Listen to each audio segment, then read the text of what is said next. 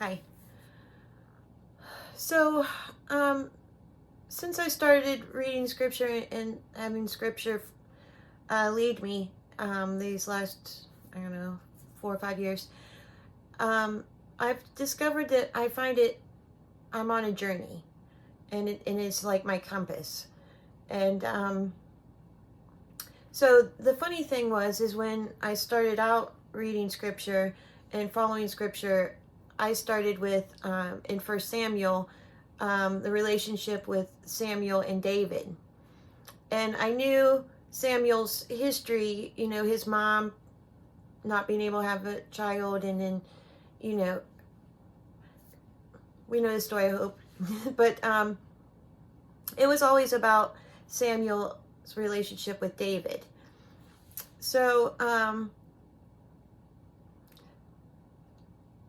a couple days ago, I felt as if I should start praying for my son, Pants.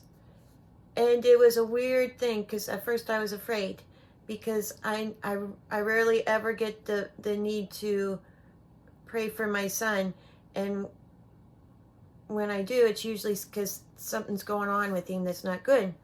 But it didn't feel that way this time.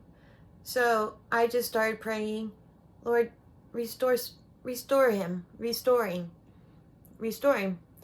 And so I just continuously, in my mind, I went throughout my day, but in my mind it was, Lord, restore him now, you know, in various ways, whatever. But it was continuous because I just kept feeling like, pray for your son. It's time to pray for your son. So this went on for almost 2 days, and I was sitting with my Andrew, and I was telling him about this. I'm like, you know, I just get this feeling that I need to pray for Pants, and that's what I've just been doing, is praying for him. And so he and I started talking about it, and I was like, who in the Bible did God say tell to pray continuously until they got what they wanted? And he didn't know, and I didn't know, and I didn't even know if it was a thing. It was just a thought that came in my head. So I grabbed my phone and I Googled the question, and it came up, and I'm like, there's 69 quotes of scripture talking about God telling people to pray continuously. And so I'm kind of getting hopeless here and whatnot. So I couldn't find the answer. I knew there was somebody. I think I was just trying to distract myself. I don't know. So I grabbed the Bible, and I, oh no, sorry. So as I'm Googling and I'm talking to Andrew about this, the names, Hannah came up, and another name I can't remember. And I'm sitting there, Andrew, and I'm like, who is Anna? I know who Hannah is. I don't know. So I'm like, well, okay, I remember Hannah's Samuel's mom. So I get in the Bible, and I open the Bible, and I do one finger swipe with a couple pages, and I look down, and it was Hannah's prayer.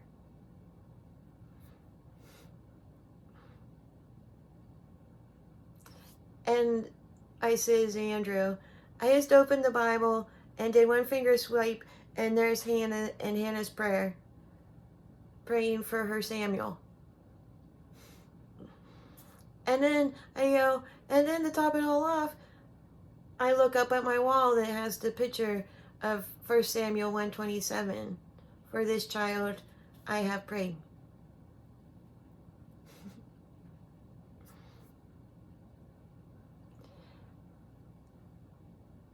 So the next morning, this morning, I woke up and I felt like I no longer had to pray for Sam, for my Pants, because he's being restored. I'm going to see it very soon, very soon. But I got to thinking about it a little bit more in depth. I mean, But it was funny because I was thinking more about it, and all these years when I would pray to God, my prayers would be, please, Lord, please, save Sammy, let me protect him, let me protect him. And I always got bounced out because I always felt like God had Sam. And that was most of my problem. I never gave Sammy to the Lord to take care of.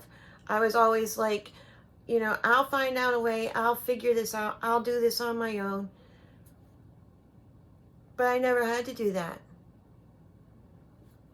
But these last years, the Lord has shown me that, and it's been the most difficult thing I've had to do, was I needed to learn how to pray for myself first, to ask for guidance, for help, for support, for strength, for love. And it was so crazy how that came to be.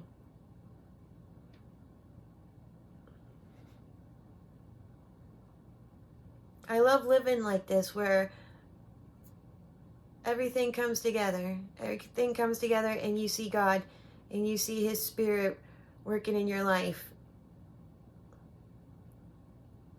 Thank you.